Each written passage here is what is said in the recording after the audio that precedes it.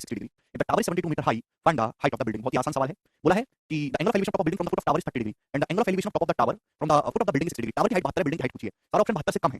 तो भाई आसान हो गया सवाल। देखिए दोस्त, ये दोस्त आपका है टावर। चित्र इसका बड़ा इंटरेस्टिंग है मेरे प्यारे। ये आपका टावर है और दोस्त ये आपका बिल्डिंग है। बात समझ में? आप बोलोगे हाँ जी सर बिल्कुल सही। और ये हो गया आपका हॉरिजॉन्टल लाइन। ये हॉरिजॉन्टल लाइन हो गया, ठीक है ना। अब सुनो, सवाल में क्या बोला है? सवाल में बोला है कि बिल्डिंग के टॉप का जो एलिवेशन एंगल है टावर के फुट से वो 30 डिग्री है, क्योंकि टावर के फुट से बिल्डिंग के टॉप का जो एलिवेशन एंगल है बच्चों वो 30 डिग्री है ना। टावर के फुट से बिल्डिंग के टॉप का एलिवेशन एंगल 30 डिग्री है, जबकि बिल्डिंग के फुट से, ये रही आपकी बिल्डिंग, बिल्डिंग के फुट से अभी टावर के टॉप का एलिवेशन एंगल 60 डिग्री है। बिल्डिंग के फुट से टावर के टॉप का एलिवेशन एंगल 60 डिग्री है। बोला है कि 72 है, टावर की हाइट अगर 72 मीटर है, तो आपसे पूछा बिल्डिंग की हाइट बताओ जल्दी से। ये क्या आंसर इस सवाल का बनेगा? करो बच्चों, व्हाट द आंसर? करिए। तो आप यहाँ पे दो राइट एंगल ट्रायंगल बनेंगे, दोनों राइट एंगल ट्रायंगल को बड़े ध्यान से देखना। सबसे पहले छोटा राइट एंगल, छोटे राइट एंगल बच्चों 30 डिग्री के सामने अगर 1 है, 30 डिग्री के सामने 1 है, तो 60 डिग्री के सामने √3 होगा। होगा 30 डिग्री के सामने 1 है तो 60 डिग्री के सामने √3 होगा। बड़े राइट एंगल को देखो, बड़े राइट एंगल को, भाई 60 है, ये 30 है। बड़े राइट एंगल में अगर 30 डिग्री के सामने √3 है, 30 डिग्री के सामने √3 है, तो 60 डिग्री के सामने √3 का भी √3 गुना 3 होगा। आप बोलोगे आंसर। सामने 3 की वैल्यू 72 मीटर दे रखी है, 4 गुना है भाई, सॉरी 24 गुना है ना, 24 की बात है, तो 1 की वैल्यू आएगी 24 मीटर। यानी कि टावर की हाइट 72 है तो बिल्डिंग की हाइट जो है 24 मीटर है। यानी कि बी ऑप्शन इस सवाल का आंसर है। It's a very very basic question, सभी बच्चे समझ पाए। अगला सवाल करेंगे मेरे दोस्तों। एक और क्वेश्चन हम लेंगे, फटाफट बताइए जल्दी से, करो दोस्तों, बोलो करेंगे। A vertical pole and vertical tower on the same level of ground in such a way, vertical pole है, vertical tower है, दोनों सेम लेवल ग्राउंड पे प्रकाश फ्रॉम द टॉप ऑफ पोल, पोल के टॉप से टावर के टॉप का एलिवेशन एंगल 60 डिग्री है। यानी कि पोल छोटा होगा, टावर बड़ा होगा। भाई ये आपका पोल है मेरे दोस्तों, पोल, और ये है फिर आपका टावर, और ये होगा ग्राउंड लेवल। ये क्या है? Ground level. तो पोल और टावर दोनों सेम ग्राउंड लेवल पे इस प्रकार हैं, यहाँ पे बोला गया है सच में फ्रॉम द टॉप ऑफ पोल, पोल के टॉप से, पोल के टॉप से मेरे दोस्तों, ये होगा पोल के टॉप से टावर के टॉप का जो एलिवेशन एंगल है वो 60 डिग्री है। पोल के टॉप से टावर के टॉप का जो एलिवेशन एंगल है 60 डिग्री है। And the angle of depression of the bottom of tower is 30 degree. और पोल के टॉप से टावर के बॉटम में, टावर का बॉटम हो गया, पोल का टॉप से टावर के बॉटम का जो डिप्रेशन एंगल है वो कितना 30 डिग्री। तो डिप्रेशन एंगल तो ये 30 डिग्री होगा, तो ये भी 30 डिग्री आएगा कि नहीं? अभी पोल के टॉप से टावर के बॉटम का डिप्रेशन एंगल ये 30 डिग्री है, ठीक है। यदि मीनार की ऊंचाई है ना भाई, मीनार मतलब क्या है यहाँ पे? हाइट ऑफ टावर, यदि टावर की हाइट 76 मीटर है, टावर है, टावर की हाइट 76 मीटर है, तो आपसे पूछा है बताओ पोल की हाइट कितनी है, जल्दी से करो। आप नहीं कर सकते भाई, दो आपको राइट एंगल ट्रायंगल दिखाई दे रहे हैं, छोटे बड़े लगा दो भाई। 30 डिग्री के सामने अगर 1 है तो 60 डिग्री के सामने बच्चों कितना होगा? √3 होगा। बोलोगे जी सर बिल्कुल सही। बच्चा पार्टी अगर ये √3 है तो ये भी √3 होगा। आप बोलोगे हाँ जी सर। अब ऊपर वाले राइट एंगल को देखो, 90 डिग्री है बच्चों, ये 60 है तो ये 30 डिग्री है। भैया अगर 30 डिग्री के सामने √3 है, 30 डिग्री के सामने √3 है, तो 60 डिग्री के सामने √3 का √3 गुना 3 होगा ना, 3 यूनिट। भाई ये 3 यूनिट है। अगर ये लेंथ 1 यूनिट है तो ये लेंथ 1 यूनिट होगा ना बच्चों। अभी आमने सामने की लेंथ इक्वल होती है, लेंथ 1 है स्टूडेंट, तो लेंथ भी 1 होगा। तो बताओ टावर की टोटल हाइट कितनी आ गई? टावर की टोटल हाइट आ गई 3 और 1 4, 4 आ गया। आप बोलोगे हाँ सर 3 1 4, 4 की वैल्यू सवाल में 76 मीटर है, तो 1 की वैल्यू कितनी? पोल की हाइट पूछा, 1 की वैल्यू कितनी आ गई? 19 मीटर। 76 बच्चे 4, 19 मीटर पोल की हाइट है। ये सवाल का आंसर था सी ऑप्शन। मतलब इसमें क्या दिक्कत है? ये प्रीवियस लेटेस्ट क्वेश्चन है, आपको ऐसे सवाल करने पड़ेंगे अगर सिलेक्शन चाहिए तो। जी ये करेंगे मेरे प्यारे, सवाल का आंसर करो फटाफट। इस सवाल के ऑप्शन बराबर है जी, करो दोस्तों। Very very easy and technical question. जवाब दो, 5 सेकंड का समय आपके पास, करिए।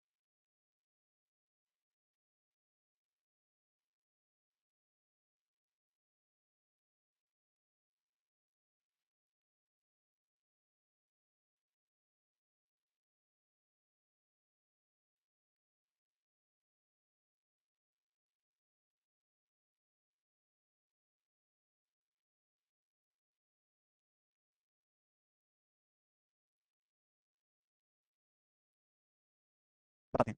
The angle of elevation of an aeroplane from a point on the ground is 60 degree. After flying for 30 seconds, the angle of elevation changes to 30 degree. If the aeroplane is flying at a height of 4500 metre, then what is the speed of aeroplane? बहुत अच्छा सवाल है भाई दोस्तों। ये aeroplane है, हवा में उड़ रहा है, ये एरोप्लेन है, ये उड़ रहा है मेरे दोस्तों, ठीक है। अब जमीन पर कोई पॉइंट है P, जमीन पर कोई पॉइंट है P, और ये पॉइंट P से एरोप्लेन का जो एलिवेशन एंगल है वो कितना है?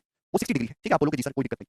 उड़ान भरने के 30 सेकंड के बाद, 30 सेकंड बाद जहाज का जो एलिवेशन एंगल 30 डिग्री हो जाता है। तो जहाज का एलिवेशन एंगल घट गया तो हवाई जहाज दूर जा रहा है, तो हवाई जहाज हो गया मेरे दोस्तों यहाँ पे पहुंच गया हवाई जहाज, ठीक है ना, 30 सेकंड बाद। अब सेम पॉइंट से जो एलिवेशन एंगल बच्चों को कितना हो गया? वो 30 डिग्री का हो गया, 30 डिग्री का हो गया। आप बोलोगे हाँ जी सर बिल्कुल सही, 30 डिग्री का हो गया।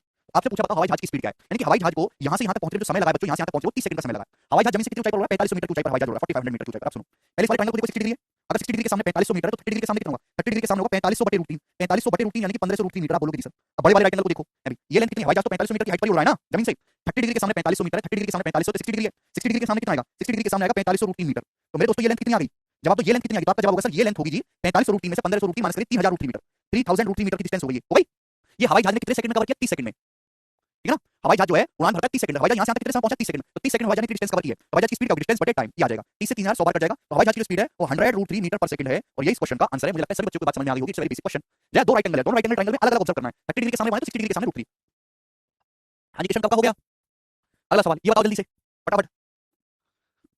An aeroplane when flying at a height of 5,000 meter from the ground passes vertically above another aeroplane at an instant when the angle of elevation of the two aeroplanes from the same point on the ground are 60 degree and 45 degree respectively. The vertical distance between the aeroplane at that instant is बहुत अच्छा सवाल है, easy question है। जमीन से 5,000 metre की ऊंचाई पर एक उड़ने वाला हवाई जहाज दूसरे हवाई जहाज के ऊपर से गुजरता है। तो मेरे दोस्तों ये जमीन से कितनी ऊंचाई है, जमीन से यहाँ बना लेते हैं चित्र।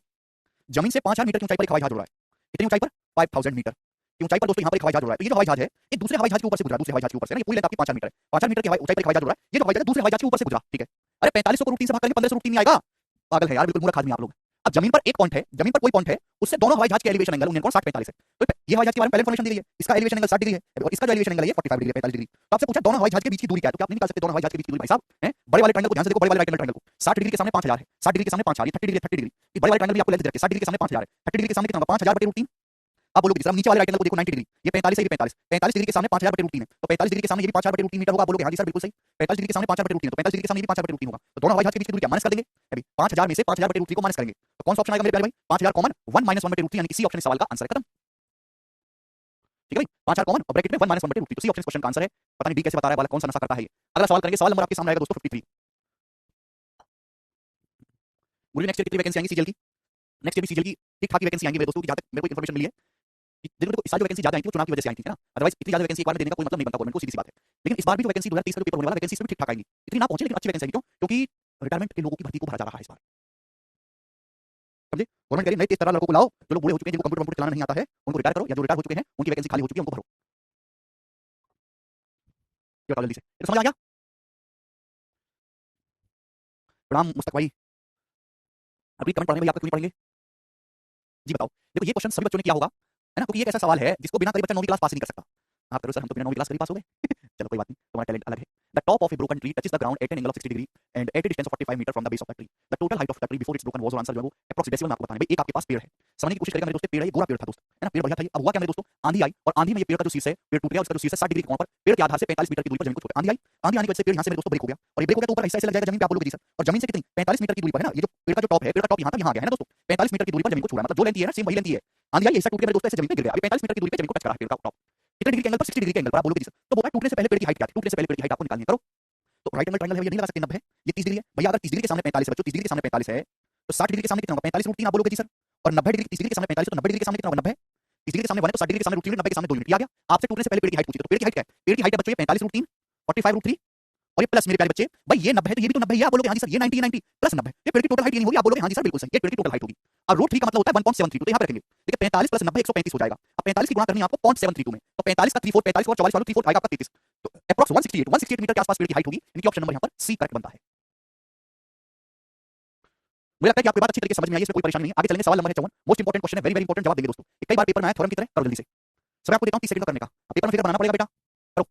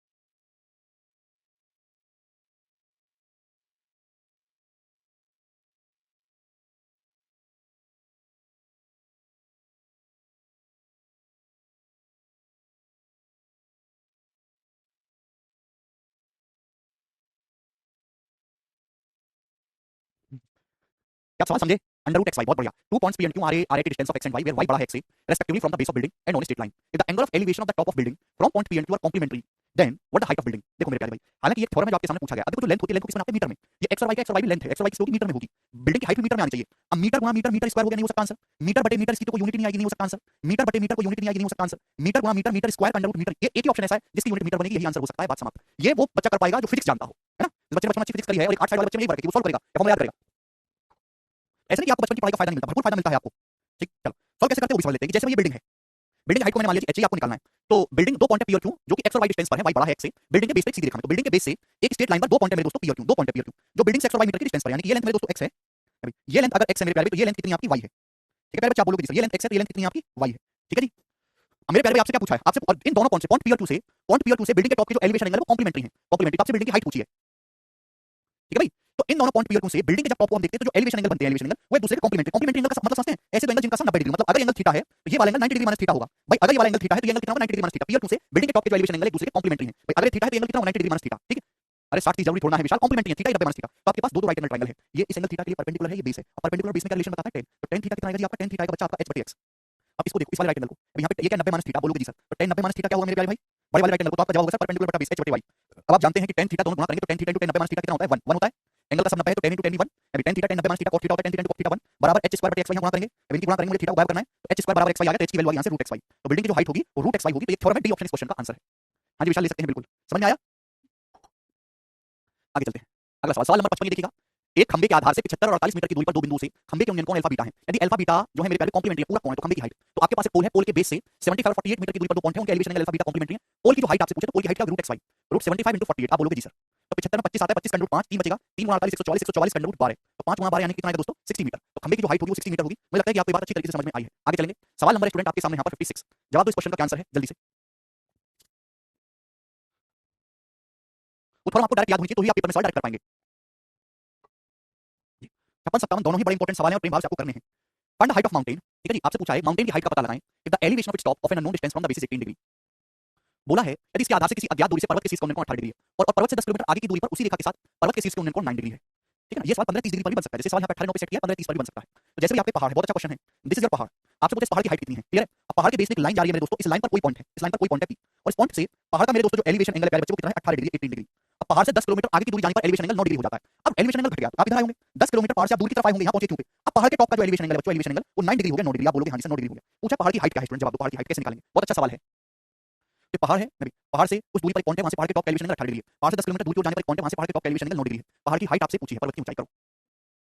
देखिए यहाँ पे ना डाटा बड़ा अच्छा सेट किया गया है, आप इस ट्रायंगल को देखो, सपोज मैं इस पॉइंट को आर मान लेता हूं, तो ट्रायंगल PQR को ध्यान से देखो, ट्रायंगल PQR को भाई ये 18 डिग्री है, ये 9 डिग्री है, तो ये एंगल कितने डिग्री का होगा, आपने थोड़ा पढ़ी है कि किसी भी ट्रायंगल में एक्सटीरियर एंगल की वैल्यू अपोजिट इंटीरियर एंगल के सम के बराबर होती है, किसी भी त्रिभुज में बाह्य कोण की वैल्यू अपोजिट इंटीरियर एंगल के सम के बराबर होती है। अगर ये ट्रायंगल PQR का एक्सटीरियर एंगल है 18, तो इन दोनों का सम भी 18 होगा भाई, अगर ये 9 डिग्री का एंगल है तो ये भी 9 डिग्री का एंगल होगा, बात समझे कि नहीं समझे, रिकॉर्डिंग नहीं है, क्लास भैंस बुद्धि है, कोई बकर बकर मुंह पे ताला लगा पानी लाते थोड़ी देर, ये अगर एंगल अल्फा या थीटा है तो ये एंगल अल्फा प्लस थीटा होगा, किसी भी ट्रायंगल में एक्सटीरियर एंगल की वैल्यू अपोजिट इंटीरियर एंगल के सम के बराबर होती है, ज्योमेट्री है, 18 के दोनों एंगल 9 डिग्री के होंगे, और अगर किसी भी ट्रायंगल में दो एंगल बराबर है तो इसका मतलब वहां पे दोनों साइड बराबर होंगी, दो एंगल बराबर दो साइड बराबर, अगर दोनों एंगल 9 डिग्री के हैं तो दोनों साइड 9 डिग्री के सामने की 10 किलोमीटर है तो 9 डिग्री के सामने भी 10 किलोमीटर आएगा, इक्वल होगा, बोलोगे हाँ जी सर ये 10 किलोमीटर आ गया, आगे कि नहीं आ गया। अब सवाल समाप्त, इस सवाल में कुछ है ही नहीं। ठीक है, मुझे क्या निकालना है, मुझे पहाड़ की हाइट निकालनी है, पहाड़ की हाइट मतलब ये लेंथ मुझे निकालनी है, ये लेंथ h, ये h मुझे निकालना है, तो इस राइट एंगल को ध्यान से देखो, इस राइट एंगल को आप जानते हैं कि 18 डिग्री के सामने परपेंडिकुलर निकालना है, मुझे 90 डिग्री के सामने आपको हाइपोटेनस पता है, तो परपेंडिकुलर हाइपोटेनस में क्या रिलेशन होता है साइन, तो साइन ही लगेगा, साइन 18 डिग्री का है, साइन 18 डिग्री बराबर लंब बटे कर्ण, लंब आपका h है और कर्ण आपका 10 है, और साइन 18 डिग्री का साइन 18 डिग्री होता है √5 - 1/4 मैंने आपको लिखवाया है, और इनटू 10 बराबर h, आप बोलोगे जी सर साइन 18 डिग्री का √5 - 1/4, 4 से 10 ढाई बार चला जाएगा, तो 2.5 इनटू √5 - 1 किलोमीटर, आप बोलोगे हाँ जी सर बिल्कुल सही, ये आपके पहाड़ की हाइट आएगी, जो कि ऑप्शन नंबर यहाँ पर ए करेक्ट है।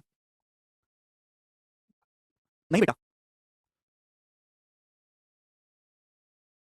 बहुत ही बेहतरीन सवाल था, ए ऑप्शन से बच्चे कर पाएंगे नहीं, कुशाग्र पॉइंट पी पर तो खड़े, वहां से पहाड़ को देख रहे हैं, एलिवेशन एंगल 18, पॉइंट पी से यहां से 10 किलोमीटर और आगे जाने पर 9 डिग्री हुआ है, गुड यहाँ पे एक्सटीरियर एंगल की प्रॉपर्टी लेगी, ज्योमेट्री का इस्तेमाल हुआ है थोड़ा सा, एक और सवाल करेंगे, बताओ जल्दी से। अच्छा क्वेश्चन ये वाला भी बहुत बहुत बढ़िया सवाल है, 57, a tower standing on a horizontal plane subtend a certain angle at a point 160 metre apart from the foot of the tower, on advancing 100 meter towards it the tower is found to subtend an angle twice as before, subtend an angle twice as before, the height of the tower is, सवाल की language को समझने की कोशिश करेगा, आपके पास एक tower है, समझना, आपके पास मेरे दोस्तों एक टावर है, दिस इज ए टावर, आप बोलोगे हाँ जी सर टावर है बढ़िया वाला, अब टावर हॉरिजॉन्टल पे खड़ा है और एक पॉइंट है टावर के फुट से 160 मीटर की दूरी पर, टावर का फुट हो गया, टावर के फुट से 160 मीटर की दूरी पर कोई पॉइंट है P, और ये जो पॉइंट P है, ठीक है दोस्तों, इस पॉइंट P ये जो टावर है, इस पॉइंट P पर कोई ना कोई एंगल बनाता है, ये एंगल बना है मेरे दोस्तों थीटा, ठीक है, इस पॉइंट P से टावर के जो टॉप का एलिवेशन एंगल है वो कितना है थीटा, मान लिया, मैंने को दिया नहीं है सवाल में, ठीक है ना, तो एक टावर है जो हॉरिजॉन्टल प्लेन पे खड़ा है, सर्टेन एंगल बनाता है, टावर के फुट से 160 मीटर की दूरी पर कोई पॉइंट है उस पे, on advancing 100 metre towards it, tower की ओर 100 मीटर की दूरी चलने पर, अब टावर की ओर 100 मीटर की दूरी चले बच्चों, कितनी दूरी चले 100 मीटर, अब आप टावर की ओर चलते हो मेरे दोस्तों, यहाँ से पॉइंट P से 100 मीटर की दूरी पर, 100 मीटर की दूरी पर, सपोज आप यहाँ पे पहुंच गए, पॉइंट Q पर पहुंच गए, सपोज अब यहाँ से मेरे दोस्तों देखा गया टावर जो है इस पॉइंट पर डबल एंगल बना रहा है पहले का, the tower is find to subtend an angle twice as before, अगर पहले एंगल थीटा बन रहा था तो इस पॉइंट से डबल एंगल बन रहा है, डबल एंगल मतलब अब यहाँ से 2 थीटा का एंगल बन रहा है, आप बोलोगे हाँ जी सर पहले एंगल थीटा था तो डबल एंगल हो गया 2 थीटा, तो आपसे पूछा टावर की हाइट, टावर की ऊंचाई कितनी है बच्चों, जवाब तो करेंगे भाई ये टोटल डिस्टेंस की 160 100 है, तो ये डिस्टेंस तो 60 मीटर है, 160 में से 100 घटाएंगे, ये डिस्टेंस तो 60 मीटर है, आप बोलोगे जी सर बिल्कुल सही, अच्छा ज्योति वेरी गुड बेटा है। अब मेरे प्यारे भाई ये एंगल 2 थीटा, ये थीटा है, तो बताओ ये एंगल कितना होगा, किसी भी ट्रायंगल में एक्सटीरियर एंगल भाई, अगर आप इस ट्रायंगल पीक्यूआर को इस ट्रायंगल पीक्यूआर को ध्यान से देखो, ये ट्रायंगल का एक्सटीरियर एंगल है भाई, ये कौन और भाई ये कौन की जो वैल्यू होती है वो अपोजिट इंटीरियर एंगल का सम होती है, 2 थीटा है, तो एक्सटीरियर एंगल की वैल्यू जो इन दोनों का सम होगी थीटा, तो ये भी थीटा होना चाहिए बच्चों, थीटा थीटा तभी एक्सटीरियर 2 थीटा आएगा। अब ट्रायंगल पीक्यूआर को देखो, दो एंगल यहां पे बराबर है, थीटा थीटा, तो दो साइड भी बराबर होंगी भाई, यहां थीटा के सामने 100 मीटर है, तो यहां भी थीटा के सामने वाली साइड भी 100 मीटर की होनी चाहिए। इसी ट्रायंगल में दो साइड बराबर होती है तो दो एंगल बराबर होती है। नहीं राजेश, कॉम्प्लीमेंट्री एंगल वाला सीन नहीं है बेटा, कुछ मत बोला करो। अभी राइट एंगल ट्रायंगल दोस्तों 90 डिग्री, 90 के सामने 100 है, ये 60 है, तो कितना आएगा 80 आएगा भाई। 3 4 5 ट्रिपलेट होता है, 6 8 10 ट्रिपलेट होता है, उसका 10 गुना है 60, हाइपोटेनस 100 80 मीटर, तो 80 मीटर आपके टावर की हाइट होगी। बहुत अच्छा सवाल है, प्रणाम संजीत, कर पाएंगे? ये वो क्वेश्चन थे दोनों जिसमें थोड़ी सी आपकी ज्योमेट्री भी लग रही है। आगे चलेंगे, अगला सवाल, सवाल आपके सामने 58 नंबर पर, जवाब दो जल्दी से। इस क्वेश्चन का क्या आंसर है, करो, बनाओ।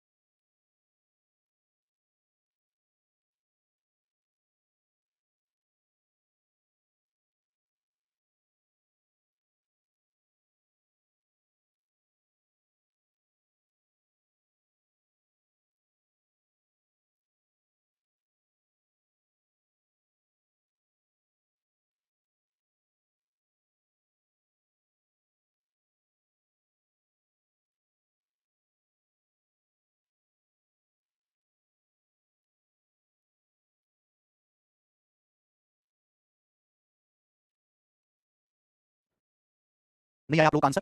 देखिए बहुत ही रंगीन सवाल है। अब सवाल यहाँ से जितने भी हैं वो सारे के सारे ही आपस में ये रंगीन क्वेश्चन है। चलिए इनको जल्दी से निपटारा करते हैं, मजा आएगा दोस्तों आपको इनको करके। The elevation of the summit of a mountain from its foot is 45 degree. After ascending 1 kilometre towards the mountain upon an incline of 30 degree, the elevation changes to 60 degree. The height of the mountain is, पर्वत की ऊंचाई। देखिए पर्वत पर्वत क्या होते हैं, पर्वत आप चढ़ सकते हैं, है ना, अल्टीट्यूड होते हैं, तो जैसे पर्वत है मेरे प्यारे, समझने की कोशिश करेगा, बढ़िया पर्वत है, और पर्वत के जो टॉप का एलिवेशन एंगल है भी वो पर्वत के फुट से 45 डिग्री। तो मेरे दोस्तों यहाँ जैसे आपका कोई पॉइंट हो गया, यहाँ से पर्वत के जो टॉप है उसका जो एलिवेशन एंगल बच्चों कितना है, ये 45 डिग्री। आप बोलोगे जी सर बिल्कुल सही। अब आप क्या करते हैं, बोला है 30 डिग्री की ढलान पर पहाड़ की ओर 1 किलोमीटर चढ़ने के बाद, अभी ढलान है मेरे दोस्तों, अब ढलान पे चढ़ते हो मेरे ढलान पे कितने डिग्री के एंगल पर, 30 डिग्री के एंगल पर, 30 डिग्री के एंगल पर मेरे दोस्तों आप चढ़ते हो कितना, 1 किलोमीटर। 1 किलोमीटर चलने के बाद सपोज आप यहाँ पहुंचे, अब यहाँ से मेरे प्यारे भी थोड़ा और चढ़ लेते हैं, यहाँ पे पहुंचे, तो 30 डिग्री के ढलान पे पहाड़ पे 1 किलोमीटर चलने के बाद अब जो एलिवेशन एंगल है पहाड़ के टॉप का वो 60 डिग्री हो जाता है। अब पहाड़ के टॉप को देखते हो आप, अब पहाड़ के टॉप का जो एलिवेशन एंगल है वो 60 डिग्री हो गया। कहानी समझे तो आप बोले हाँ जी सर समझे। 30 डिग्री के एंगल ढलान पे आप 1 किलोमीटर चले, एलिवेशन एंगल जो है 60 डिग्री हो गया। तो आपसे पूछा पर्वत की ऊंचाई, पहाड़ की ऊंचाई कितनी है, क्या आप नहीं कर सकते मेरे प्यारे, तो आपको पहाड़ की ऊंचाई ब्लैक लेंथ निकालनी है, करो दोस्त। तो मेरे दोस्तों आप यहाँ से पहली बात पे परपेंडिकुलर डालेंगे 90 डिग्री, आप बोलोगे हाँ जी सर डालेंगे, तो 90 डिग्री के सामने बच्चों 1 किलोमीटर है, 90 डिग्री के सामने 1 किलोमीटर है, तो 30 डिग्री के सामने कितना होगा, आधा किलोमीटर, हाफ किलोमीटर, हाफ 90 के सामने 1 है तो 30 डिग्री के सामने 1/2 होगा, तो यानी कि ये लेंथ भी कितनी है, ये लेंथ भी 1/2 किलोमीटर आ गई। अभी तो सेम लेंथ है, आप बोलोगे हाँ जी सर। अब मुझे ये लेंथ निकालनी है बच्चों, बताओ कैसे करेंगे, काफी गंभीर सवाल है भाई। ये एंगल 45 डिग्री था, 30 डिग्री था, तो ये एंगल कितना बचा है, तो आप कहोगे सर ये एंगल आपका 15 डिग्री का बचा है, 15 डिग्री का, 15 डिग्री। और मेरे प्यारे भाई ये 90 है, ये 60 है, 30 डिग्री है, 30 डिग्री 30 डिग्री, तो ये एंगल कितना बचा बताओ जल्दी से, ये एंगल ये 15 डिग्री हो गया कि नहीं हो गया बच्चों। भाई कोई अगर आपके पास ट्रायंगल है राइट एंगल, ये 45 डिग्री है, तो ये 45 डिग्री होता है, ये 45 है तो पूरा ये 45 होना चाहिए, 30 है 15 डिग्री बचेगा, आप बोलोगे हाँ सर ये 15 डिग्री होगा, होगा कि नहीं होगा, अरे होगा कि नहीं होगा भैया, आप बोलोगे हाँ जी सर ये 45 है तो ये 45, 90 60 30 15 डिग्री होगा। अब किसी भी ट्रायंगल में दो साइड दो एंगल बराबर है, दो साइड बराबर होंगी कि नहीं होंगी। अभी अगर आप इस ट्रायंगल को देखेंगे, इस ट्रायंगल को मैं नाम तो बिल्कुल नहीं रखूंगा, ये 15 डिग्री 15 डिग्री, दो एंगल बराबर है, दोनों साइड बराबर होगी ना, 15 डिग्री के सामने 1 किलोमीटर है, 15 डिग्री के सामने 1 किलोमीटर आ गया, आप बोलोगे हाँ जी सर 1 किलोमीटर आ गया, आगे कि नहीं, ये 15 डिग्री के सामने 1 किलोमीटर है, 15 डिग्री के सामने लेंथ 1 किलोमीटर होगी होगी। अब इस राइट एंगल को ध्यान से देखो, 90 डिग्री के सामने 1 किलोमीटर है, तो 30 डिग्री के सामने 1/2 होगा, और 60 डिग्री के सामने √3 गुना होगा, √3/2 किलोमीटर, तो लेंथ √3/2 किलोमीटर आ गई वाली लेंथ, आप बोलोगे हाँ जी सर बिल्कुल सही। 30 डिग्री के सामने 1, 60 डिग्री के सामने √3, 90 डिग्री के सामने 2, 90 डिग्री के सामने 1 किलोमीटर, तो 30 डिग्री के सामने आधा होगा, 60 डिग्री के सामने √3 गुना होगा, √3/2 किलोमीटर, ये √3/2 किलोमीटर, हाफ किलोमीटर, तो टोटल हाइट कितना की पहाड़ की, √3 + 1/2 किलोमीटर, यानी कि बी ऑप्शन सवाल का आंसर है, √3 + 1/2 किलोमीटर, इन दोनों को ऐड कर देंगे। बहुत अच्छा सवाल था, सीरीज का फेवरेट क्वेश्चन है, करेंगे जी। अगला सवाल देखेंगे, सवाल नंबर है आपके सामने यहाँ पर 59 बच्चों, जवाब दीजिए, करो अगला। A balloon leaves from a point P,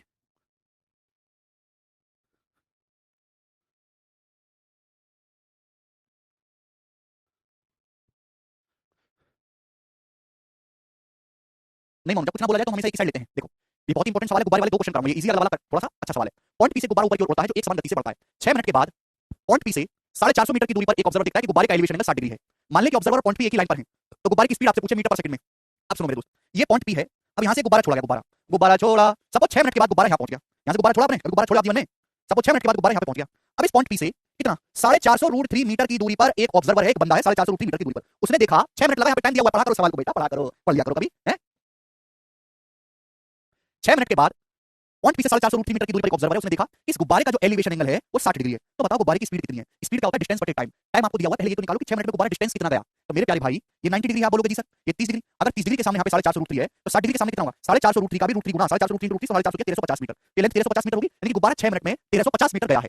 speed आपको पता है, डिस्टेंस मुझे पता है, डिस्टेंस स्पीड बराबर डिस्टेंस बटे टाइम, टाइम लगा 6 मिनट। अब 6 मिनट का मतलब होता है 360 सेकंड ना, 1 मिनट में 60 सेकंड होते हैं, तो 6 मिनट में 30 सेकंड जाएगा 0, 9 से जाएगा मेरे दोस्तों 15, 9 से जाएगा 4, 15 बटे 4, और 15 बटे 4 मतलब 3.75। तो गुब्बारे की जो स्पीड है 3.75 मीटर पर सेकंड है। बी ऑप्शन इस क्वेश्चन का करेक्ट आंसर है। बहुत ही बेसिक सवाल है बच्चों, ठीक है, सभी बच्चों ने कर लिया होगा। अगला सवाल ये बताओ मेरे प्यारे भाई, ये जो सवाल है ये 2016 के मेंस की परीक्षा में आया था, और जब ये सवाल आया था अच्छे अच्छे को रुलाया था। अच्छा सत्यम, बिल्कुल विशाल,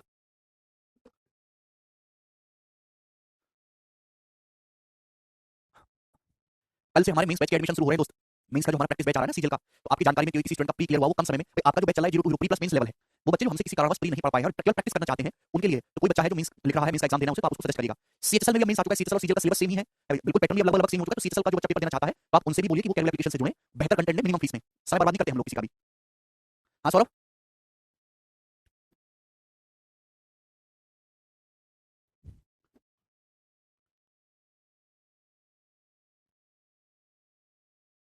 करो। Hydrogen filled balloon ascending at the rate of 18 km per hour was drifted by wind. Its angle of elevation at 10 and 15 minutes were found to be 60 degree and 45 degree respectively. The wind speed in whole number during the last 5 minutes approximately is equal to, पहले तो आप इस सवाल की language को समझो, language को समझने के बाद आप इसका चित्र बनाओ, फिर वहां से सॉल्व करो, आंसर जो अप्रोक्सीमेट समझने की कोशिश करेगा मेरे दोस्तों। बच बेटा हो जा, सुनना मेरे दोस्तों, मैं आपको समझाने की कोशिश करूंगा इस सवाल क्या कहना चाहता है। एक्चुअली जब हाइड्रोजन हाइड्रोजन बहुत हल्की गैस है, हाइड्रोजन भर के किसी गुब्बारे को छोड़ देते हैं, तो चूंकि हल्की गैस है तो उसकी वजह से गुब्बारा ऊपर की ओर भी जाता है, ऊपर की ओर, लेकिन जब हवा चलती है तो हवा गुब्बारे को आगे की तरफ भी धकेलती है, तो डबल मोशन हो गया, गुब्बारा ऊपर की तरफ भी जाएगा और आगे की तरफ भी जाएगा। तो गुब्बारा मूवमेंट कैसे करेगा, गुब्बारा मूवमेंट ऐसे करेगा मेरे प्यारे, ऐसे ऊपर की तरफ भी जा रहा है और आगे की तरफ भी जा रहा है, ऐसे गुब्बारा मोशन करता है। बात समझे कि नहीं समझे? आप बोलोगे हां जी सर।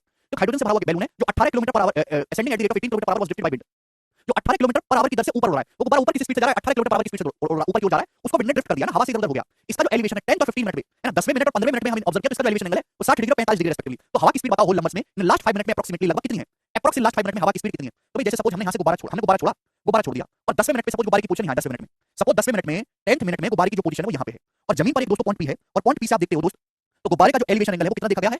60 डिग्री देखा गया है। 10वें मिनट पर सपोज गुब्बारे की पोजीशन यहां है और आपने देखा, तो मेरे प्यारे भाई किसी पॉइंट पर जमीन से एलिवेशन एंगल 60 डिग्री है। अब 15वें मिनट पर क्या होगा? जब आप 15वें मिनट पे देखेंगे तो गुब्बारा थोड़ा ऊपर भी जा चुका है और हवा की वजह से आगे भी चला गया होगा। तो सपोज 15वें मिनट में गुब्बारे की जो पोजीशन है वो यहां पर है, और सेम पॉइंट से जब आपने देखा मेरे प्यारे भाई, तो अब एलिवेशन एंगल जो है मेरे दोस्तों वो 45 डिग्री का है। आप बोलोगे हां जी सर बिल्कुल सही। बात समझे कि नहीं समझे? ठीक, आप बोलोगे हां जी सर, आपकी बात को समझे। तो यानी कि ये जो भाई हवा की वजह से गुब्बारा, हाइड्रोजन गैस हल्की, इसकी वजह से गुब्बारा ऊपर की ओर जा रहा है, हवा की वजह से गुब्बारा आगे की तरफ धकेला गया ना, यानी कि इन 5 मिनट में गुब्बारे ने इतनी जो डिस्टेंस कवर करी है ना, ये जो डिस्टेंस कवर करी है, ये वाली जो डिस्टेंस है, ये जो हॉरिजॉन्टल डिस्टेंस है, ये हवा की वजह से कवर करी है। आपको यही डिस्टेंस निकालनी है ना, इन 5 मिनट के दौरान 15 और 10 मिनट के बीच 5 मिनट का गैप होता है। क्लियर है? आप बोलोगे जी सर। अब बताओ मेरे प्यारे, गुब्बारे की जो स्पीड है वो 18 किलोमीटर पर आवर है, 1 घंटे में 18 किलोमीटर, तो गुब्बारा 10 मिनट में कितनी, गुब्बारा 10 मिनट में कितना ऊपर जाएगा? गुब्बारा 18 किलोमीटर पर आवर की स्पीड से ऊपर जा रहा है, तो गुब्बारा 10 मिनट में कितना ऊपर पहुंच गया होगा? 10 मिनट का मतलब होता है 10/60, 1/6 आवर। अरे 10 मिनट का मतलब 1/6 घंटे होता है। अगर गुब्बारा 1 घंटे में 18 किलोमीटर जा रहा है तो 10 मिनट में कितना जाएगा? बटे 6, 3 किलोमीटर। तो हाइट 3 किलोमीटर होगी कि नहीं होगी जमीन से? आप बोलोगे हां जी सर हाइट 3 किलोमीटर होगी। गुब्बारा 1 घंटे में 18 किलोमीटर ऊपर जा रहा है, तो आप बताओ गुब्बारा 15 मिनट में कितना ऊपर चला जाएगा? 15 मिनट का मतलब क्या होता है? 1/4 आवर, 15/60 1/4 आवर। अगर गुब्बारा 1 घंटे में 18 किलोमीटर जा रहा है तो 15 मिनट में गुब्बारा कितना ऊपर जाएगा? 18/4 यानी कि 4.5 किलोमीटर। तो ये हाइट जो होगी गुब्बारे की 4.5 किलोमीटर होगी जी। बात समझे? क्लियर? अरे 1 घंटे का मतलब होता है 60 मिनट। 60 मिनट में अगर 18 किलोमीटर जा रहा है तो 10 मिनट में कितना जाएगा? बटे 6, 3 किलोमीटर ऊपर जाएगा। 15 मिनट में कितना जाएगा? बटे 4, 4.5 किलोमीटर। ठीक है भाई? ये बात सभी को समझ में आ गई? आप बोलोगे अब यहाँ पे राइट एंगल ट्रायंगल देखो, ये एंगल कितने का? 60 डिग्री का। भाई अगर 60 डिग्री के सामने 3 किलोमीटर है, 60 डिग्री के सामने 3 है, तो 30 डिग्री के सामने कितना होगा? √3। ये लेंथ आपकी √3 होगी। आप बोलोगे सर बड़े वाले राइट एंगल को देखो, बड़े वाले राइट एंगल को, ये 45 डिग्री के सामने 4.5 किलोमीटर है, तो ये लेंथ कितनी होगी मेरे दोस्तों? 4.5 किलोमीटर होगी। आप बोलोगे हां 45 डिग्री के सामने 4.5 तो 4.5 किलोमीटर होगी। ये कितना बचा मेरे प्यारे भाई? ये बचा जी 4.5 में से √3 माइनस कर देंगे, 4.5 माइनस √3, तो एप्रोक्स कितना आएगा बच्चों? √3 कितना होता है? √3 होता है 1.7, 4.5 में से 1.7 माइनस करेंगे तो एप्रोक्स आएगा जी 2.8। तो ये लेंथ आपकी आ गई 2.8 किलोमीटर, 2.8 आ गई। तो यानी कि ये जो गुब्बारा है, ये जो गुब्बारा है, ये आसान सवाल नहीं करना है ना, इसको आप कई बार रिपीट करके देखिए। ये जो गुब्बारा है ये हवा की वजह से मेरे बेटा, हवा की वजह से ऊपर हॉरिजॉन्टल डिस्टेंस कवर कर रहा है। गुब्बारा हवा की वजह से यहां से यहां तक पहुंचा है, यानी कि कितनी डिस्टेंस कवर की गुब्बारे ने? हवा की वजह से 2.8 किलोमीटर की डिस्टेंस कवर की है, 2.8 किलोमीटर की। कितने समय में? 5 मिनट में। कितने समय में? 5 मिनट। 10 मिनट और 15 मिनट के बीच में 5 मिनट का गैप है। 5 मिनट का मतलब होता है आपको हवाई गुब्बारे की स्पीड बतानी किलोमीटर पर आवर में, 5 मिनट को आवर में कन्वर्ट करेंगे तो 1/12, 5 मिनट का मतलब 1/12। तो बारी की जब ऊपर गुणा होगी, बारी दूनी 24 और बारी 96, 24 पे 9.6 जोड़ेंगे तो एप्रोक्स 33.6 किलोमीटर पर आवर गुब्बारे की स्पीड आएगी। तो नियरेस्ट इंटीजर में 33। तो हवा की जो स्पीड है वो 33 किलोमीटर पर आवर है। डी ऑप्शन इस सवाल का करेक्ट आंसर है। बहुत ही बढ़िया जबरदस्त सवाल था। किसी को इसमें कोई डाउट तो नहीं? भैया 60 डिग्री है, ये छोटा एंगल है 45। अगर एंगल छोटा हो गया तो गुब्बारा ना दूर जा रहा होगा ऑब्जर्वेशन पॉइंट से, पास आएगा तो भैया एंगल बड़ा होना चाहिए था। अगला सवाल लेंगे। सवाल है आपके सामने 61, करो बच्चों जल्दी से।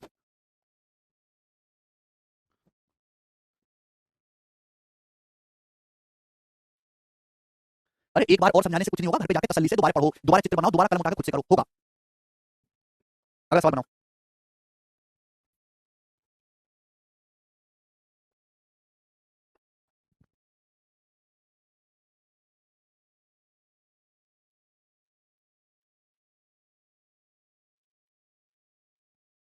बहुत बढ़िया सवाल है बच्चों, बुद्धि चाहिए सवाल को करने के लिए।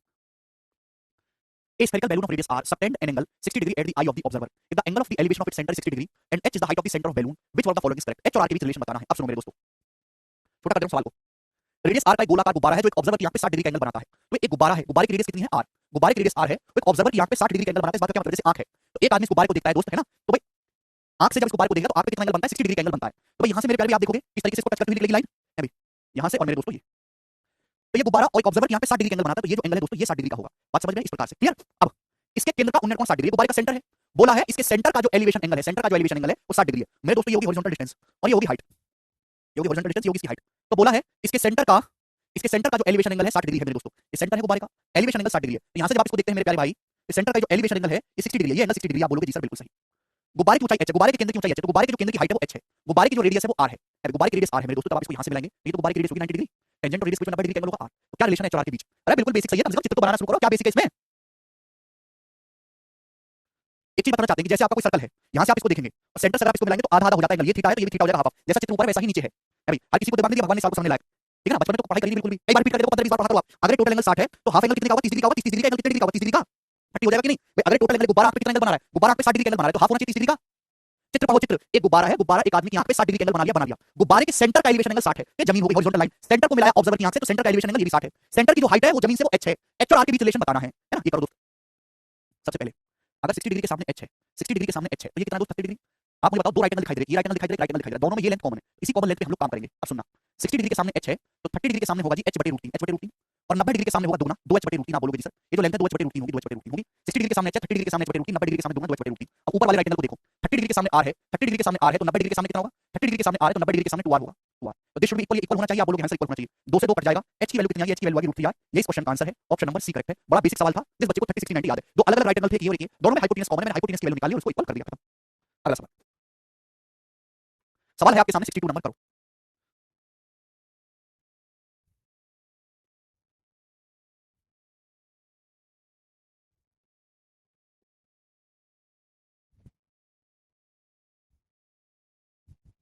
जी समझ नहीं आया तो छोड़ दीजिए, आगे बढ़ जाइए दोस्त। अगला सवाल, सवाल नंबर 62।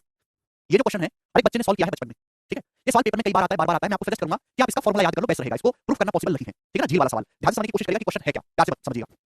सुनो, इसमें कंसेप्ट अप्लाई होगा, इसमें कंसेप्ट क्या है कि जैसे झील है मेरे दोस्त, पानी है, पानी, तो पानी ना बहुत ही बढ़िया लिक्विड होता है।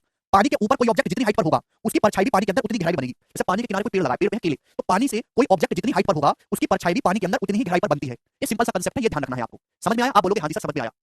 इससे बड़ा नहीं कर सकता, चित्र बनाना है मुझे, ठीक है। चलो थोड़ा सा बड़ा और कर देते हैं, आपको समझाना भी तो है। अब दिखाई दे रहा है ठीक से? चलो, तो a man of height, M नहीं बचा, टाइप मिस्टेक स्केच कर लीजिएगा। एक आदमी है h हाइट का, जो एक नदी के किनारे, लेक के किनारे खड़ा है। If the angle of elevation of a cloud at the eye of the man is alpha and the angle of depression of the shadow of the cloud in the water of the lake is beta. ठीक, the height of the cloud from the surface of lake is. बहुत अच्छा सवाल है मेरे प्यारे भाई, यार इसको ध्यान से समझने की कोशिश करिएगा कि जैसे लेक है, झील है, ये झील है दोस्त, सुनना, very very technical question. 9th class में 10 नंबर में आता था, लॉन्ग टाइप के क्वेश्चन में ना, मास्टर ट्यूशन में इसको पढ़ा के 300 रुपए फीस लेता था, याद है? तुमने क्या पढ़ा 9वीं में, तुमने तो जिंदगी में कुछ करा ही नहीं है। ये लेक है, लेक के किनारे एक आदमी खड़ा हुआ है, तो लेक के किनारे मेरे दोस्त आदमी खड़ा हुआ है, यहाँ पे एक आदमी, इसकी जो हाइट है h है, h मीटर हाइट का एक आदमी खड़ा हुआ है, ठीक है ना। अब एक बादल है, यदि आदमी की आंख पर एक बादल का जो एलिवेशन एंगल है अल्फा, ये दोस्त ये बादल है, ये बादल है सपोज, तो आदमी की आंख पर ये जो बादल है कितना एंगल बना रहा है, एलिवेशन एंगल अल्फा बना रहा है। तो आदमी की आंख पर ये जो बादल है अल्फा एलिवेशन एंगल बना रहा है बच्चों, अल्फा, ठीक।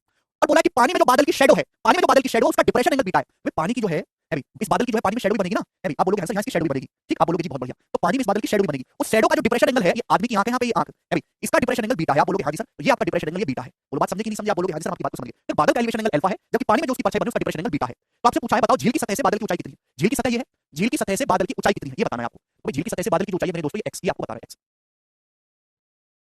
ये आपको बताना है x। अब बताओ कैसे बताएंगे? एक बात मैं जानता हूं, अभी मैंने समझाया कि झील की सतह से बादल x मीटर की ऊंचाई पर है, तो इसकी शैडो भी पानी में x मीटर की गहराई पर बन रही होगी। आप बोलोगे हाँ जी सर बिल्कुल सही। अगर ये झील की सतह से बादल x मीटर की ऊंचाई पर है, तो पानी में इसकी शैडो भी x मीटर की गहराई पर बनेगी। अब आपके सामने यहाँ पे दो राइट एंगल ट्रायंगल दिखाई दे रहे हैं, एक राइट एंगल ट्रायंगल ऊपर है, एक राइट एंगल ट्रायंगल नीचे है। दोनों ही राइट एंगल ट्रायंगल में ये वाली लेंथ कॉमन है, इस कॉमन लेंथ पे काम करेंगे। मैंने आपको कंसेप्ट बताया हुआ है जिसे सफलतापूर्वक आप अब तक भूल चुके होंगे कि आप गधे हुए एक नंबर के। मैं फिर से बता देता हूं गधों को कि ये एंगल अगर थीटा है, थीटा के सामने अगर h है तो थीटा से सटी हुई साइड h cot थीटा होती है। एक राइट एंगल ट्रायंगल है, थीटा के सामने अगर h है तो थीटा से सटी हुई साइड h cot थीटा होती है। ये लेंथ x है दोस्त, ये कितना है? ये आपका h है भाई, ये अगर हाइट h है तो ये भी h है, तो कितना बचेगा? x h बचेगा भाई। पूरी लेंथ कितनी है? x h है, कचरा ये x है, ये h, तो कितना बचेगा? x h। अब देखो ऊपर वाले राइट एंगल को ध्यान से देखिएगा, अल्फा के सामने x h है, तो ये लेंथ कितनी होगी भाई? ये लेंथ कितनी होगी? ये लेंथ, जवाब दो, ये लेंथ कितनी होगी? अगर अल्फा के सामने x h है तो अल्फा से सटी हुई ये लेंथ कितनी होगी? तो आप कहोगे x h cot alpha, x h cot alpha.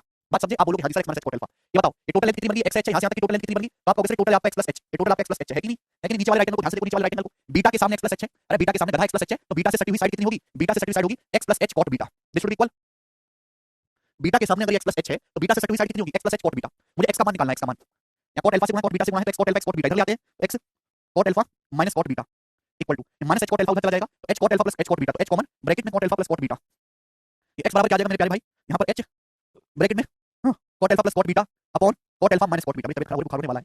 x बराबर h cot alpha plus cot beta रखा into cot alpha minus cot beta. तो ये आपका हाइट आ गई, ये बादल की हाइट आ गई दोस्तों किससे? अरे भैया मेरे अंदर गुणा करिए प्लीज, मान जाना, h cot minus h cot alpha हो जाएगा, पॉजिटिव हो जाएगा। तो डी ऑप्शन इस क्वेश्चन का आंसर है, फॉर्मूले की तरह इसको याद रखिएगा। नहीं समझे तो रट लो बेटा, मोद रट लो। ये कंसेप्ट हमने इस्तेमाल किया है, एक दूसरा कंसेप्ट, दो कंसेप्ट यहाँ पे लगे थे, मैंने आपको दोनों कंसेप्ट बताए, उसके बाद हमने कैलकुलेशन की है। तो अगर एक झील के किनारे h मीटर हाइट का आदमी खड़ा है, उस आदमी से उस बादल के टॉप का एलिवेशन एंगल अल्फा है और पानी में उसकी परछाई का डिप्रेशन एंगल बीटा है, तो जो बादल की जो हाइट होगी झील की सतह से वो h cot alpha plus cot beta upon cot alpha minus cot beta होगा। h into cot alpha plus cot beta upon cot alpha minus cot beta. एक दो तीन बार पेपर में आया है, इसलिए सवाल देखो। ये पेपर में आया था 63 नंबर क्वेश्चन, करो जल्दी से क्या आंसर है सवाल का। 63 the angle of elevation of a cloud from a point 60 metre above a lake is 45 degree and the angle of reflection of the cloud in the lake 60 degree and the height of cloud from the surface of lake. बहुत ही basic सवाल है, ये भी वही question है, बस यहाँ पे पिछले सवाल में वेरिएबल देते हैं, आपको डाटा दिया हुआ है, तो फॉर्मूला याद होगा, जल्दी से कर लो, अगर सारी चीजें दोबारा से करनी होगी। एक झील के 60 मीटर ऊपर एक बिंदु से, क्या दिया आपको h दिया, 60 मीटर ऊपर किसी बिंदु से एक बादल का जो एलिवेशन एंगल है वो 45 डिग्री अल्फा का मान दिया है, और झील में लेक में बादल की जो रिफ्लेक्शन बनती है उसका जो है डिप्रेशन एंगल 60 डिग्री, तो बीटा की वैल्यू 60 डिग्री है। तो आपसे पूछा है झील की सतह से बादल की ऊंचाई क्या होगी, है ना, लेक के सरफेस से बादल की हाइट आपसे x पूछा है, x क्या होता है दोस्तों, h cot alpha 60 cot alpha मतलब cot 45 प्लस cot बीटा का मतलब cot 60 1/√3 upon cot 45 minus cot beta मतलब cot 60 1/√3। तो जब आप यहां पे एलसीएम लेंगे 60 into √3 + 1 अपॉन √3 - 1 ये हो जाएगा, आप बोलोगे हां जी सर ये हो जाएगा। अब ऊपर नीचे क्या करेंगे, पहले रेशनलाइजेशन करना, ऐसे नहीं कि यहीं पे अप्रॉक्स लगा लेना, पहले रेशनलाइजेशन करा करो। ऊपर नीचे √3 + 1 से आप गुणा करोगे √3 + 1 से, तो नीचे √3 - 1 √3 + 1 2 हो जाएगा, 2 से 60 30 बार जाएगा, 2 60 कितनी बार जाएगा 30 बार, और ऊपर हो जाएगा √3 + 1 का स्क्वायर, √3 + 1 का स्क्वायर हो जाएगा 4 + 2 √3। आप बोलोगे जी सर बिल्कुल सही, 4 + 2 √3, ठीक है जी, यहां तक कोई दिक्कत? अभी अप्रॉक्स देखो √3 कितना होता है, √3 होता है जी 1.73, अभी 1.73 का दुगना कितना आ जाएगा 3.46, अभी 3.46 में 4 जोड़ेंगे तो 7.46 आएगा, तो यानी कि 30 + 210, 210 से बड़ा आंसर है, और 30 चौका अगर 30 × 0.46 करें 15, 225 से कम है, तो ए ऑप्शन, 210 से बड़ा एक ही ऑप्शन है, ए खत्म।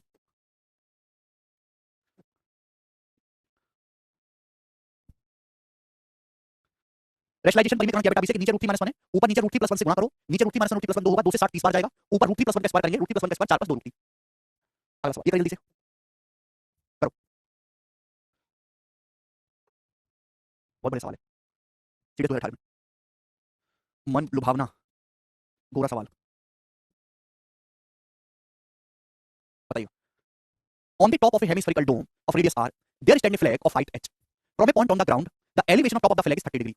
After moving a distance d towards the dome, when the flag is just visible, just visible का मतलब समझते हैं? ये लाइन बड़ी इंपॉर्टेंट है। just visible का मतलब है कि केवल just दिखाई दे रहा है, आगे बढ़ जाओगे तो दिखना बंद होगा। एलिवेशन एंगल 45 डिग्री हो जाता है। h से r के रेशियो क्या है? अब सुनो मेरे दोस्तों, पहले तो चित्र समझो, प्रीवियस क्वेश्चन है, तगड़ा सवाल है, हालांकि एसएससी में ऐसा नहीं आया, सीडीएस में आया है। एक अर्धगोलाकार गुंबद, गुंबद आप समझते हैं इस तरीके से, डोम, है ना, इस तरीके से अर्धगोलाकार बच्चे गुंबद है, आपने ऐसी फिगर देखे होंगे ना, ये हो गया जी अर्धगोलाकार गुंबद। अब इस गुंबद की रेडियस जो r है, गुंबद की कितनी रेडियस है r, आप बोलोगे जी सर। अब इसके ऊपर h ऊंचाई का झंडा लगा है, तो इसके ऊपर यहाँ पे झंडा लगा है, ये भगवा ध्वज h हाइट का झंडा लगा है, आप बोलोगे जी सर। अब जमीन पर किसी पॉइंट से मेरे दोस्तों इस फ्लैग के टॉप का एलिवेशन एंगल 30 डिग्री है। अब सपोज यहाँ पे जमीन पे कोई पॉइंट है P, उससे इस झंडे के टॉप का जो एलिवेशन एंगल है वो 30 डिग्री का, 30 डिग्री का, आप बोलोगे हां जी सर। अब बोला कि जब d डिस्टेंस गुंबद की ओर चलते हो, जब d डिस्टेंस गुंबद की ओर चलते हो, तो मेरे प्यारे भाई जहां तक झंडा जस्ट विजिबल है, जस्ट विजिबल का मतलब कि आप d डिस्टेंस चल के मेरे प्यारे भाई यहाँ पे पहुंच गए, यहाँ पे सपोज यहाँ पहुंचे पॉइंट के ऊपर, यहाँ से झंडा जस्ट विजिबल, जस्ट विजिबल का मतलब कि अगर आप इससे आगे बढ़ोगे ना तो गुंबद की जो ओटक आ रही है, इसकी ओटक में झंडा दिखना आपको बंद हो जाएगा, दिखाई नहीं देगा। यहाँ से झंडा जस्ट विजिबल है, इससे पीछे जाओगे झंडा खूब खुला खुला दिखाई देगा, लेकिन इससे थोड़ा सा आगे बढ़ जाओगे, सपोज यहाँ पे आ जाओगे, यहाँ पे तो आपको झंडा दिखाई नहीं देगा, कि आपको गुंबद का ही सरफेस दिखाई देगा, झंडा तो दिखेगा ही नहीं। यानी कि यहाँ से झंडा जस्ट विजिबल है पॉइंट 2 से, और जस्ट विजिबल का मतलब है कि आप यहाँ से जब देखने की कोशिश करते हो झंडे को, तो जो लाइन ऑफ साइट है, जो लाइन ऑफ साइट है जस्ट इस गुंबद को टच करती हुई जा रही है, मतलब वो इस बात का बात समझे कि नहीं। जब झंडे को देखने की कोशिश करते हो तो जो लाइन ऑफ साइट है गुंबद को टच करती हुई जा रही है, इससे आगे जाओगे तो लाइन ऑफ साइट जो है गुंबद को ओटक में छुप जाएगी, झंडे को दिखाई नहीं देगा, समझ में? आप बोलोगे जी सर बिल्कुल सही। अब यहाँ से झंडे का जो एलिवेशन एंगल है वो 45 डिग्री 45 डिग्री हो जाता है। आपसे पूछा h से r का रेशियो कितना, जवाब h से r का रेशियो, तो गुंबद की जो रेडियस है r है, ये गुंबद की जो रेडियस है r होगी, बताओ बच्चों क्या है सवाल का आंसर। ये जो लेंथ है केवल यहाँ से यहाँ तक की आ रहा है बच्चों, ये पूरी आर में समझने लगता है अभी, जो गुंबद की जो रेडियस है r वो केवल यहाँ से यहाँ तक की है, यहाँ से यहाँ तक की। अब बताओ स्टूडेंट्स कैसे करेंगे, यहाँ पे जस्ट टच करती हुई जा रही है भाइयों, ये 90 डिग्री का एंगल है, ये 45 डिग्री है, ये एंगल भी 45 डिग्री होगा, आप बोलोगे हाँ जी सर होगा 45 डिग्री। ये बताओ मेरे दोस्तों कितना है, 90 डिग्री, टेंजेंट रेडियस के बीच में r है, आप बोलोगे हाँ जी सर। भैया टेंजेंट और रेडियस के बीच में हमेशा 90 डिग्री का एंगल होता है, तो आपको राइट एंगल ट्रायंगल नहीं दिखाई दे रहा दोस्तों, राइट एंगल ट्रायंगल आप बोलोगे हाँ जी सर, राइट एंगल ट्रायंगल हमें दिखाई दे रहा है ये वाला 90 डिग्री के सामने h + r है, ये 90 45 45 ही तो बन गया, 90 45 45 को अच्छी तरीके से जानता हूं, 90 डिग्री के सामने h + r है, 45 डिग्री के सामने r है, तो 90 डिग्री के सामने जो भी लेंथ होती है वो 45 डिग्री के सामने जो लेंथ होगी उसका √2 गुना होगी, r√2 है। तो 90 डिग्री के सामने h + r है वो कितना होगा, r√2। यहां से h बराबर कितना आएगा, r उधर जाएगा, अभी r कॉमन आएगा, ब्रैकेट में √2 - 1, तो h से r का जो रेशियो है वो कितना आएगा, √2 - 1, यानी कि d पे आपका आंसर डिपेंड ही नहीं करेगा, सारे चित्र से सॉल्व को उसकी जरूरत ही नहीं है। ए ऑप्शन सवाल का करेक्ट आंसर है, सी ऑप्शन नहीं है। ये बहुत ही बढ़िया सवाल था मेरे दोस्तों, लॉजिकल। आगे चलेंगे, अगला सवाल, सवाल नंबर है आपके सामने 65, करो मेरे दोस्तों। ये जो क्वेश्चन है सीपीयू 2019 के पेपर में आया है, अगला क्वेश्चन भी सीपीयू 2019 के ही पेपर का है, नहीं ये तो सीडीएस का है। अब सुनो बच्चों, हालांकि आपके सिलेबस में आपके प्रीवियस क्वेश्चन में एक आध क्वेश्चन ऐसा जो 3D फिगर पे आया, मतलब जिसका आपको सोचना होगा, जिसका दिमाग पेपर, जिसका चित्र पेपर पे नहीं बनाया जा सकता, आपको दिमाग में ही सोचना पड़ेगा। जैसे सवाल नंबर 65 पढ़िए, a clock tower stand on the crossing of two roads which point in north south and east west direction. आपने देखा होगा चौराहा, चौराहा सोचो आप, ये चौराहा है, चौराहे पे ऐसे दो सड़क जाती है ना, दो सड़क, एक नॉर्थ साउथ डायरेक्शन में और एक ईस्ट वेस्ट डायरेक्शन में। अब पी क्यू आर 4 पॉइंट है, नॉर्थ में, साउथ में, ईस्ट में, वेस्ट में, ठीक है भाई, और उनसे टावर के टॉप के elevation angle alpha beta gamma है, अल्फा बीटा गामा डेल्टा है। तो आपसे पूछा है पी क्यू अपॉन आर इसका होल स्क्वायर क्या होगा, सोचिएगा, बहुत अच्छा सवाल है। चित्र बनाना यहाँ पे इसका पॉसिबल है नहीं, जैसे ध्यान से समझिएगा मेरे दोस्तों, ये दो सड़क है, ये चौराहा है, ये आपका ईस्ट वेस्ट, ये आपका नॉर्थ और ये साउथ, और यहाँ पे मेरे दोस्तों चौराहे पे एक घंटा घर है, घंटा घर यहाँ पे। तो इसका दिमाग में चित्र बनाओ, आंख बंद करके कि ये चौराहे में से करो, दो सड़कें से जा रही हैं ईस्ट वेस्ट डायरेक्शन में, नॉर्थ साउथ डायरेक्शन में, और बीच में घंटा घर है। अब 4 पॉइंट है P Q R S. P मेरे दोस्तों यहाँ पर ईस्ट में है, अब ये सब डायरेक्शन है मेरे दोस्तों, है ना, east west north south. P मेरे दोस्तों यहाँ पर ईस्ट में है, आपका क्यू जो है, सॉरी पी कहाँ है आपका, नॉर्थ में। पी आपका दोस्तों नॉर्थ में है, क्यू आपका ईस्ट में है, आर आपका साउथ में है एक पॉइंट, और एस जो है जो भैया आपका वो वेस्ट में है। 4 पॉइंट है, उन चारों पॉइंट से टावर के टॉप के जो एलिवेशन एंगल है वो अल्फा बीटा गामा है। तो यहाँ पे मेरे दोस्तों टावर खड़ा है, टावर यहाँ पे टावर खड़ा है, दिखाई दे रहा है आपको, आंख बंद करके इमेजिन करो। और जब इस टावर के टॉप को आप देखते हो तो हवा में चित्र, हवा में राइट एंगल ट्रायंगल बने होंगे मेरे दोस्तों, है ना, पॉइंट पी से, पॉइंट क्यू से, पॉइंट आर से, पॉइंट एस से जब आप देखते हो तो उनके जो एलिवेशन एंगल बनते हैं अल्फा बीटा गामा डेल्टा बनते हैं। तो आपसे पूछा p Q upon R S का whole, p Q upon R S का होल स्क्वायर, आपको पी क्यू निकालना है, आर एस निकालना है, सोचो। अब थोड़ा दिमाग लगाओ बेटा, दिमाग। जैसे सपोज मैंने मान लिया कि यहाँ पे चौराहे पे जो घंटा घर है, घंटा घर की जो हाइट है वो एच है, घंटा घर की जो हाइट है एच है, और पॉइंट पी से जब आप देखते हो तो एलिवेशन एंगल अल्फा है। ये सपोज यहाँ पॉइंट ओ मान लिया, पॉइंट ओ पे घंटा घर खड़ा है, पॉइंट ओ पे घंटा घर खड़ा है जिसकी हाइट एच है, और ये पॉइंट पी है। पॉइंट पी से जब आप देखते हो मेरे प्यारे तो एलिवेशन एंगल जो बनता है वो अल्फा बनता है। तो मेरे प्यारे जो ओपी लेंथ होगी, ओपी कितना होगी, अगर अल्फा के सामने एच है तो कितना आएगा, एच कॉट अल्फा आएगा। अभी अगर अल्फा के सामने एच है तो ओपी लेंथ कितनी आएगी, एच कॉट अल्फा आएगी। दिमाग में सोचो, आप बोलोगे हां जी सर। अभी इसी तरीके से इमेजिन करो कि पॉइंट ओ पे घंटा घर खड़ा हुआ है, पॉइंट ओ पे घंटा घर जिसकी हाइट है एच मान ली, और पॉइंट क्यू से जो इसका एलिवेशन एंगल है, पॉइंट क्यू से बीटा है, घंटा घर खड़ा, पॉइंट क्यू से इसका एलिवेशन एंगल बीटा। दिमाग में सोचो एक ऐसे राइट एंगल ट्रायंगल बना हुआ हवा में, ये बीटा है, बीटा के सामने एच है, तो ये जो कितनी लेंथ होगी, एच कॉट बीटा होगी कि नहीं, तो ये जो लेंथ होगी बच्चे और एच कॉट बीटा होगी। बात समझे कि नहीं समझे। सेम इसी तरीके से पॉइंट आर से जब घंटा घर को देखते हो तो एलिवेशन एंगल गामा है, ये लेंथ एच कॉट गामा होगी, ये वाली लेंथ इसी प्रकार से एच कॉट डेल्टा होगी, है ना, ये ओआर एच कॉट अल्फा होगा, एच कॉट डेल्टा होगा। तो पी क्यू स्क्वायर क्या आएगा मेरे प्यारे, पी क्यू स्क्वायर क्या आएगा 90 डिग्री। तो P Q upon R S का होल स्क्वायर क्या है, P Q upon R S का होल स्क्वायर मतलब P Q square upon are S square. तो पी क्यू का स्क्वायर कैसे निकलेगा, पाइथागोरस से, पाइथागोरस लगाओगे तो H square cot square alpha plus cot square beta, H square तो कॉमन ही आ जाएगा ना, और नीचे आएगा बच्चों आर एस स्क्वायर। स्टूडेंट ये आर एस स्क्वायर क्या आएगा मेरे दोस्तों, आर एस स्क्वायर आएगा आपका H square cot square alpha plus H square cot square delta, H square cot square मेरे प्यारे भाई यहाँ पे अल्फा नहीं गामा, सॉरी यहाँ पे गामा है, गामा है ना, this angle is gamma, H square cot square gamma plus H square cot square delta, H square common cut जाएगा, क्या आएगा ratio cot square alpha plus cot square beta upon cot square gamma plus cot square delta. It's a very very best question मेरे दोस्तों, सभी बच्चों को समझ में आया है ये। चलो अगला क्वेश्चन, एक और सवाल करके बता दो, आप इसी टाइप का बनाओ। A vertical tower standing at the corner of a rectangular field subtend angle of 60 degree and 45 degree at the two near corners. If theta is the angle that the tower subtends at the farthest corner, then what is the value of cos theta? बहुत अच्छा सवाल है भाई, ये भी आपको दिमाग में इमेजिन करना है, ये भी 3D में क्वेश्चन है। एक आयताकार खेत है, अब खेत मेरे दोस्तों ऐसे समझो हथेली में खेत ऑब्जर्व करो। अब खेत के किनारे पर मेरे दोस्तों यहाँ पे किसी कोने पे खंभा खड़ा है, खेत के सपोज इस कोने पे खंभा खड़ा है, मैं नाम लेता हूँ मेरे दोस्तों, जैसे एबीसीडी खेत है, इस खेत के चारों कोने, सपोज कोने सी पे खंभा खड़ा है मेरे प्यारे भाई, ठीक है ना, और नजदीक के जो कोने वहां से एलिवेशन एंगल 60 और 45 डिग्री, वहां से एलिवेशन एंगल 60 और 45 डिग्री बच्चों, 60 45। तो इसके नजदीक के तो कोने कौन से होंगे भाई, बी और डी नजदीक होंगे, सबसे दूर का होगा कोना ए। यहाँ पॉइंट सी पे खंभा खड़ा है तो इसके नजदीक के सबसे दूर कोने कौन से होंगे, डी और बी, सबसे दूर तो ए होगा ना, ठीक है भाई। और यानी कि पॉइंट डी और बी से जो एलिवेशन एंगल है 60 और 45 डिग्री है, 60 45 डिग्री। अब बताओ मेरे दोस्तों, तो भैया जैसे सपोज यहाँ पे आपका खंभा खड़ा है, यहाँ पे पॉइंट सी पे, पॉइंट सी पे आपका खंभा खड़ा है, और जब आप पॉइंट बी से देखते हो आप तो एलिवेशन जो एंगल है वो 60 डिग्री है, 60 डिग्री। या पॉइंट सी पे खंभा खड़ा है मेरे प्यारे, पॉइंट सी पे खंभा खड़ा है, और जब पॉइंट डी से देखते हो मेरे दोस्तों तो एलिवेशन एंगल कितना है मेरे प्यारे आपका 45 डिग्री 45 डिग्री, यही है। तो खंभे की तो हाइट सेम ही है ना बच्चों, सेम ही है। अगर मैं आपसे कहूं 60 डिग्री के सामने रूट 3 है तो 30 डिग्री के सामने 1 होगा ना, ये 1 होगा भाई। 60 डिग्री के सामने अगर खंभे की हाइट रूट 3 है तो ये भी रूट 3 होगा मेरे प्यारे भाई। 45 डिग्री के सामने ये रूट 3 है तो ये भी रूट 3 होगा, इसका मतलब ये लेंथ भी आपकी रूट 3 आ जाएगी। आप बोलोगे हां जी सर, तो दिमाग में सोचा करो, तो यहां से मेरे दोस्तों 60 डिग्री का एंगल बन रहा है, 60 डिग्री के सामने रूट 3 है तो 30 डिग्री के सामने 1 बचेगा। अब ये खंभे की हाइट रूट 3 है, 45 के सामने रूट 3 तो ये भी रूट 3 होगा, है ना, खंभे की हाइट दोनों जगह सेम होनी चाहिए, दिमाग लगाने वाला है। अब यहाँ पे पॉइंट सी पे जो खंभा खड़ा है उसका पॉइंट ए से जो एंगल है एलिवेशन एंगल वो है थीटा। पॉइंट सी पे जो खंभा खड़ा है जब आप उसको सबसे दूर के कोने से देखो, सबसे दूर के कोने से, तो एलिवेशन एंगल बन रहा है थीटा। कॉट थीटा क्या होगा, तो भैया अगर ये 1 है, ये रूट 3 है, ये भी रूट 3 होगा तो 2 आएगा ना, 2 आएगा। तो मेरे दोस्तों आप जानते हैं कि कॉट थीटा क्या होता है, कॉट थीटा होता है बेस बटे परपेंडिकुलर। तो भैया बेस बटे परपेंडिकुलर, यहाँ से एंगल थीटा बन रहा है तो बेस तो आपका 2 होगा, और परपेंडिकुलर क्या होगा, परपेंडिकुलर होगा खंभे की हाइट यानी कि रूट 3। तो कॉट थीटा का मान 2 बटे रूट 3 आएगा, सी ऑप्शन। भाई अगर पॉइंट सी पे आपका खंभा खड़ा है तो खंभे की हाइट रूट 3 है ना, और सबसे दूर का कॉर्नर है ये 1 है, रूट 3 तो पाइथागोरस से 2 होगा, ये एंगल थीटा है तो कॉट थीटा कितना होगा, बेस बटे परपेंडिकुलर 2 बटे रूट 3। बहुत अच्छा सवाल था दोस्तों, ये करेंगे जल्दी से। Last question 67, let a vertical tower AB have its end A on the level ground, let's see the midpoint of AB and भाई एक वर्टिकल टावर है AB, इसका ए ग्राउंड पे है, सी मिड पॉइंट है एबी का, पी पॉइंट है ground पे। एपी जो है मेरे दोस्तों, एपी जो है वो एबी का दुगना है, एपी जो है वो एबी का दुगना है। अगर एंगल बीपीसी बीटा है तो आपसे पूछा tan बीटा का मान, बहुत अच्छा सवाल है भाई। जैसे टावर है, टावर का जो बेस है जमीन पे है मेरे दोस्तों, अब पॉइंट सी एबी का मिड पॉइंट है, जमीन पर एक पॉइंट पी लेना आपको, तो इस प्रकार से हो जाएगा, यहाँ पे ध्यान से समझने की कोशिश करिएगा। ये टावर है, टावर का जो बेस है ये एबी है, ए जो है जमीन पर है, अब सी एबी का मिड पॉइंट है, तो सी मिड पॉइंट हो गया, एबी का हाफ हो गया। अब जमीन पर एक पॉइंट पी आपको इस प्रकार लेना है, ठीक है दोस्तों, कि एपी जो है वो एबी का दुगना है, एपी जो है मेरे दोस्तों वो एबी का दुगना हो, मतलब क्या है भाई, ये सी मिड पॉइंट अगर लेंथ 1 है तो ये लेंथ भी 1 होगी, सी मिड पॉइंट है तो एबी कितना हो गया 2, एबी की लंबाई 2 हो गई, तो एपी जो है एबी का दुगना है, तो एपी क्या हो जाएगा 2 4, एपी की लंबाई 4 हो जाएगी, एबी का दुगना। आपसे बोला angle BPC beta, angle BPC beta, तो आप इसको यहां से मिलाइएगा, ये एंगल बीपीसी बीटा, ये वाला बीपीसी बीटा। तो आपसे पूछा tan बीटा क्या होगा, tan बीटा। बहुत अच्छा सवाल है मेरे प्यारे भाई, ये राइट एंगल है, कैसे करेंगे, इस टाइप के क्वेश्चन आपके पेपर पूछे जाने की बहुत ज्यादा उम्मीद है, बनाओ। आप अच्छी तरीके से जानते हैं मेरे प्यारे दोस्त कि बीटा कभी डायरेक्ट नहीं निकलेगा। अब जैसे मैंने ये मान लिया कि माना ये एंगल अल्फा है, भाई माना दोस्तों ये वाला एंगल मैंने मान लिया कि एंगल अल्फा ये वाला, और ये वाला टोटल जो एंगल है आपका थीटा है, थीटा। तो अगर आपको बीटा का मान निकालना है तो बीटा की जो वैल्यू होगी बच्चों क्या होगी, अल्फा माइनस थीटा। तो इसमें अगर आपको tan बीटा निकालना है, tan बीटा तो दोनों तरफ से टेंजेंट लेना होगा, टेंजेंट टेंजेंट। तो यानी कि मुझे क्वेश्चन सॉल्व करने के लिए tan अल्फा और tan थीटा की वैल्यू चाहिए भाई। क्या आप यहाँ से tan अल्फा निकाल सकते हैं, राइट एंगल का नीचे वाले राइट एंगल को देखो, tan अल्फा के सामने 1 है, ये 4 है ना, 1 बटे 4 होगा परपेंडिकुलर बटे 20, tan थीटा क्या होगा, बड़े वाले राइट एंगल को देखो, थीटा के सामने परपेंडिकुलर 2 है, बेस 4 है, 2 बटे 4 मतलब 1 बटे 2। तो आप जानते हैं कि tan बीटा जो आएगा tan अल्फा माइनस थीटा आएगा, tan अल्फा माइनस थीटा का क्या फॉर्मूला है, tan minus theta tan minus tan भी अपॉन tan भी, तो tan अल्फा का मतलब 1 बटे 4 माइनस, उल्टा लिख दिया मैंने यहाँ पे, बीटा जो है मेरे प्यारे थीटा माइनस अल्फा है, तो नेगेटिव केस, बीटा जो है वो थीटा माइनस अल्फा है, तो tan बीटा जो होगा वो tan थीटा माइनस अल्फा होगा बच्चों। बीटा की जो वैल्यू क्या है, थीटा में से अल्फा घटाएंगे तो tan बीटा मतलब tan थीटा माइनस अल्फा, और tan थीटा माइनस अल्फा मतलब tan थीटा 1 बटे 2 माइनस tan अल्फा 1 बटे 4 upon 1 plus tan theta tan alpha, tan theta tan alpha मतलब 1 बटे 8, 1 बटे 2 में से 1 बटे 4 घटाएंगे 1 बटे 4 आएगा, और नीचे आएगा जी 9 बटे 8, 4 से 8 दो बार कटेगा, 2 ऊपर जाएगा 2 बटे 9, तो tan बीटा की जो वैल्यू होगी वो 2 बटे 9 होगी। ए ऑप्शन इस सवाल का करेक्ट आंसर है। बहुत ही बढ़िया टेक्निकल क्वेश्चन था। लास्ट क्वेश्चन इसका खुद से ट्राई करेगा, एंगल बाइसेक्टर थ्योरम का इस्तेमाल करके, इंटीरियर एंगल बाइसेक्टर थ्योरम का ज्योमेट्री कांसेप्ट से। चलिए दोस्तों आज मैं